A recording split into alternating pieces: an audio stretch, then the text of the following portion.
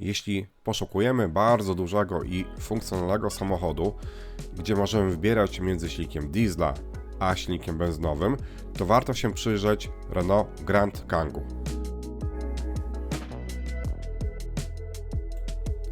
Zapraszam na test. Ten kombi van ma potężny rozstaw osi, który wynosi aż 310 cm. Żeby mieć porównanie skali, to w przybliżeniu taki rozstaw osi znajdziemy w BMW X7. W związku z tym dużym rozstawem osi, nasz testowy egzemplarz ma oczywiście też sporą długość, która wynosi 491 cm. Prześwit też jest podwyższony, bo wynosi 164 mm, czyli bardzo wygodnie wsiadamy do tego samochodu. Gabaryty tego auta naprawdę robią wrażenie, a do tego mamy jeszcze 7 niezależnych foteli i nawet w trzecim rzędzie siedzeń dorośli pasażerowie nie powinni narzekać na brak miejsca. Zaraz przejdziemy dalej, ale teraz chciałbym Was serdecznie zachęcić do subskrypcji, lajkowania oraz do skorzystania z takiej nowej funkcji, a mianowicie podbijania filmu.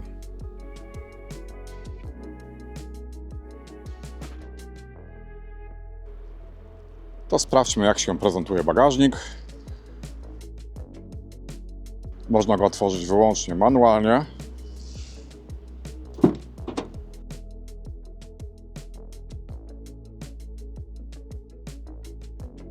Klapa bagażnika bardzo wysoko się unosi, także na przykład ochroni nas przed deszczem. Fajnie jest rozwiązana kwestia rolety, na którą też jest miejsce, jeśli mamy rozłożony trzeci rząd siedzeń.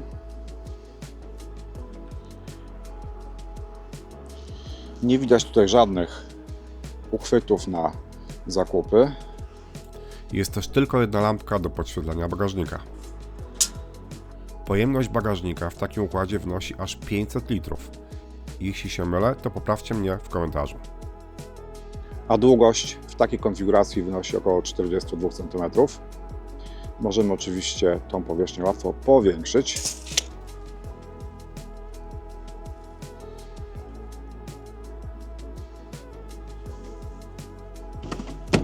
W ten sposób składając na przykład fotel, ale też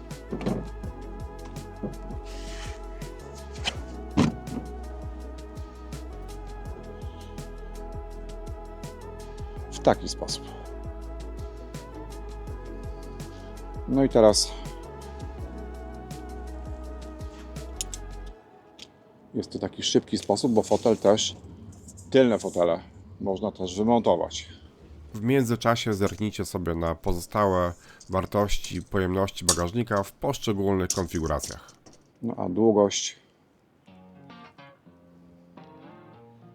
przy takim ustawieniu to jest około 87 cm.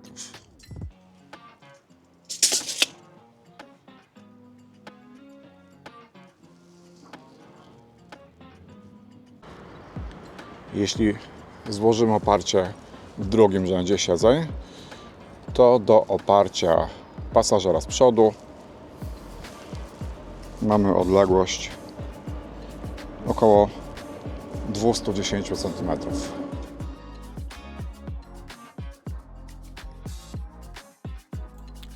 Zapewne część z Was zastanawia się, czy możemy mieć tutaj koło zapasowe.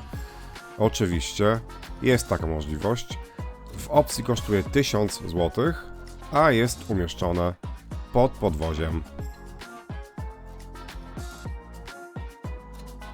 Dużym plusem Renault Kangoo jest łatwy dostęp do drugiego rzędu siedzeń poprzez odsuwane drzwi z obu stron.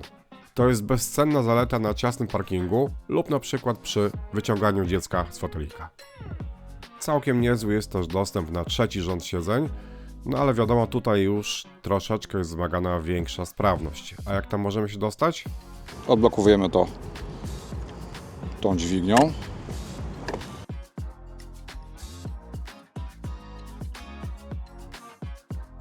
Przestrzeń na wejście jest dość spora, I z tyłu mamy dwa zupełnie niezależne fotele. Miejsca jest całkiem sporo, nawet dla 2 osób dorosłych.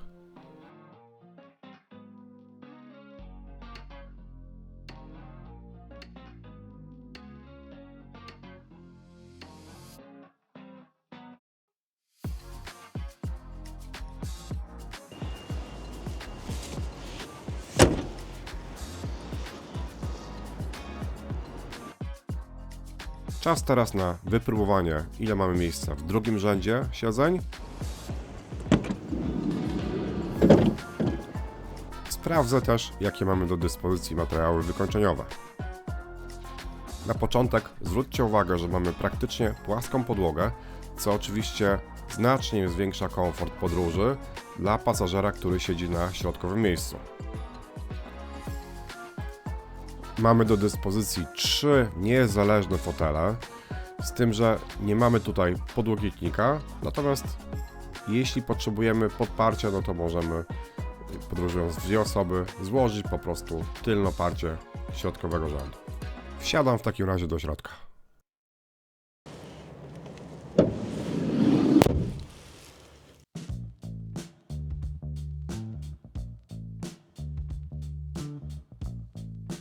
Na brak miejsca absolutnie nie można narzekać.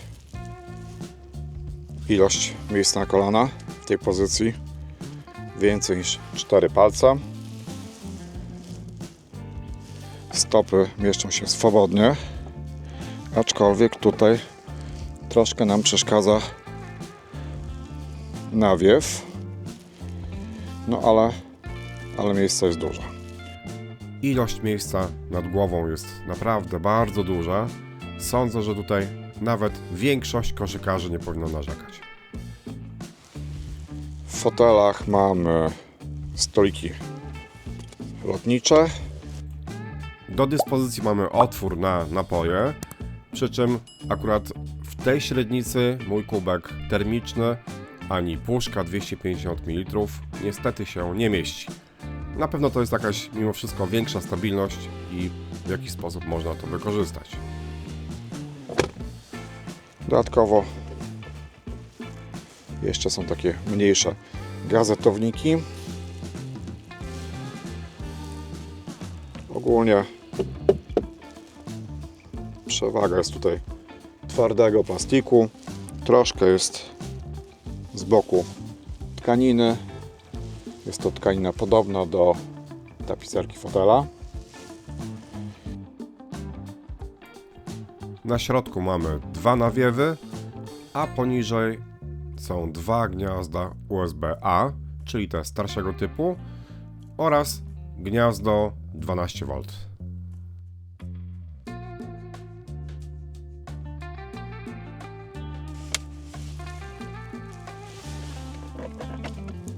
A tu dodatkowa szufladka.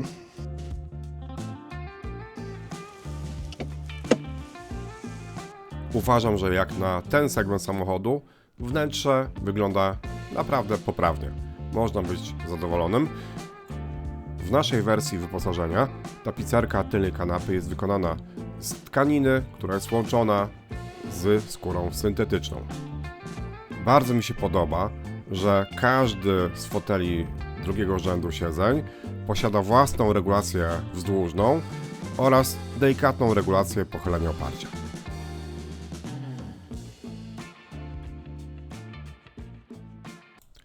Zerknijmy w takim razie na wnętrze z przodu. Tutaj też dużo elementów do wykończenia jest plastikowych, natomiast bok drzwi jest częściowo wykończony miękkim materiałem, a poniżej dla lewej ręki mamy miękki podłokietnik. Miękko jest też wykończony środkowy podłokietnik, pod którym mamy schowek. Natomiast bardzo fajnym akcentem jest taka imitacja drewna na desce rozdzielczej. Zwróćcie uwagę. Podoba mi się to dodatkowe lusterko. Możemy mieć podgląd na siedzenia z tyłu.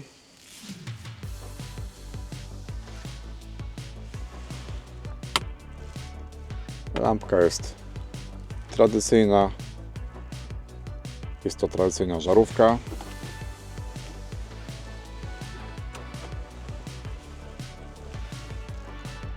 Natomiast przy lusterku nie mamy podświetlenia. Ani w przypadku kierowcy, ani w przypadku pasażera.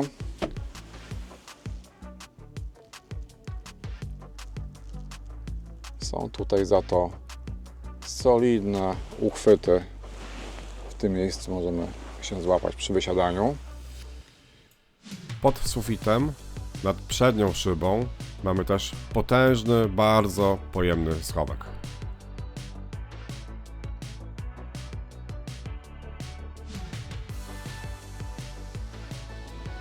No i teraz zobaczcie jeszcze jedna rzecz, która mnie bardzo zaskoczyła. Schowek przed pasażerem. Uwaga. Jest to wielka taka szuflada. Też mamy gumę, którą możemy wyciągnąć. Jest to powierzchnia gumowana i możemy ją wyciągnąć. O, w ten sposób. I jak widać, szuflada jest podświetlona. Jeśli tak jak ja dobrze oceniasz funkcjonalność w Renault Kangoo, daj kciuk w górę. Nie zapomnij też o subskrypcji oraz podbiciu filmu. Kangoo jest wyposażony w system multimedialny EasyLink, a funkcję obsługujemy na 8-calowym ekranie. W wersji Techno mamy już wbudowaną nawigację, a połączenie Android Auto i Apple CarPlay jest bezprzewodowe. Ja testowałem Android Auto i nie było z tym żadnych problemów. Jest to jednak starszy system w porównaniu np. do Renault Austral, gdzie mamy dużo bardziej zaawansowane grafiki oraz wbudowane usługi Google'a. Jestem miło zaskoczony systemem audio, oczywiście nie porównując go do jakiegoś audio premium. Brzmi całkiem nieźle, jak na taki standardowy właściwie zestaw. Jest sporo tutaj możliwości regulacji. Zobaczcie.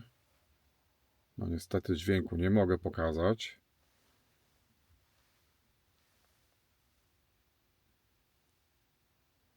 Ale możliwości są naprawdę niezłe tego audio.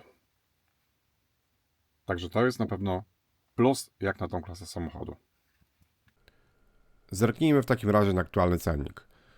Podstawowa wersja Renault Grand Kangoo kosztuje 132 900 zł, a testowana z automatem kosztuje 150 900 zł. W cenniku jest informacja, że na rocznik 2005 mamy rabat do 11%, czyli od widocznych cen możemy właśnie ten rabat uzyskać. Przeglądając natomiast dostępne samochody od ręki, zauważyłem, że była oferta na wersję z silnikiem diesla w cenie około 109 000 zł, co daje rabat około 18%. Jak na tak duży samochód z taką funkcjonalnością wnętrza, uważam, że jest to naprawdę niezła cena. A jaka jest Twoja ocena cennika? Napisz w komentarzu. Zobaczcie w takim razie, jak się spisał w teście nasz napęd.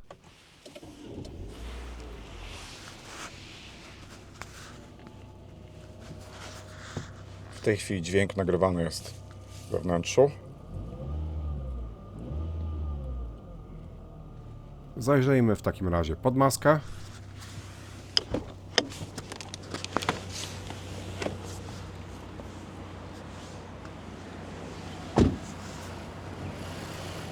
Mikrofon przykleję w komorze silnika.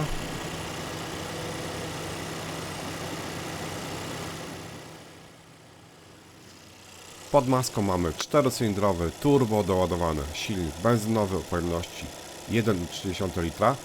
W naszym wypadku połączony z 7-biegową, dwusprzęgłową, automatyczną skrzynią biegów EDC. Moc silnika wynosi 130 koni, a jego moment obrotowy to 240 Nm. Przy okazji widzicie też pozostałe dostępne warianty napędowe. Kultura pracy tej jednostki, jak słyszycie, jest dobra. Osiągi, no niestety nie powalają na kolana, ale są w mojej ocenie wystarczające, mając na uwadze charakter auta.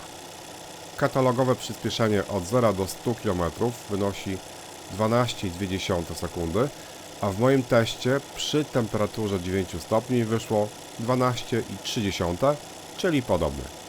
Jest to samochód przeznaczony do spokojnej jazdy. Zwróćcie uwagę, że maska jest noszona przy pomocy siłowników. Brawo Renault!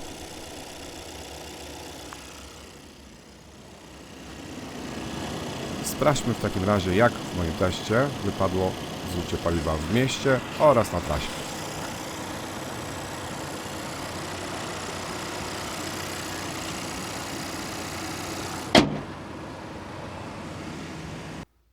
Zużycie paliwa w mieście na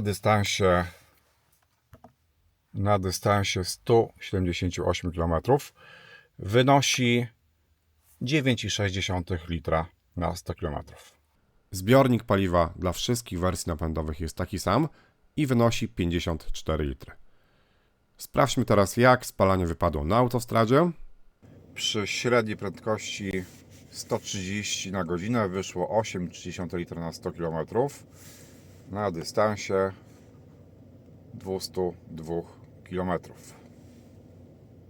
Pamiętajmy, że mamy tutaj silnik typowo benzynowy, więc jest to raczej takie spalanie, którego można było się spodziewać. Natomiast dla osób, którym zależy na niskim spalaniu, jest do dyspozycji też silnik wysokoprężny. Napiszcie w komentarzu, jak Wy oceniacie to spalanie. A jeśli jesteście użytkownikami tego samochodu, dajcie znać, jak to wypada u Was. Czekam na Wasze komentarze. Pod względem wyciszenia do prędkości około 100 km na godzinę jest całkiem przyjemnie, szczególnie mając na uwadze, że jest to auto z dostawczym rodowodem. Co prawda czasem przy niższych prędkościach, na nierównościach, można usłyszeć takie dźwięki podobne jak w samochodach dostawczych, ale mimo to jest naprawdę nieźle. Przy prędkości 90 km na godzinę stanometr pokazał na zimowych oponach około 65-66 dB, czyli jest naprawdę całkiem ok.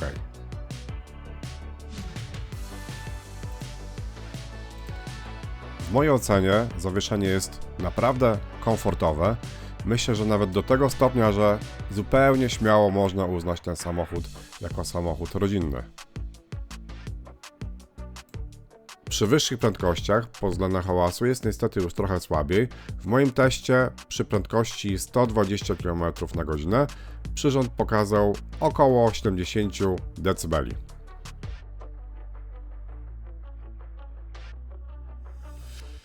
Moim zdaniem też trochę słabo wypadł mój test hamowania z prędkości 70 km do zera.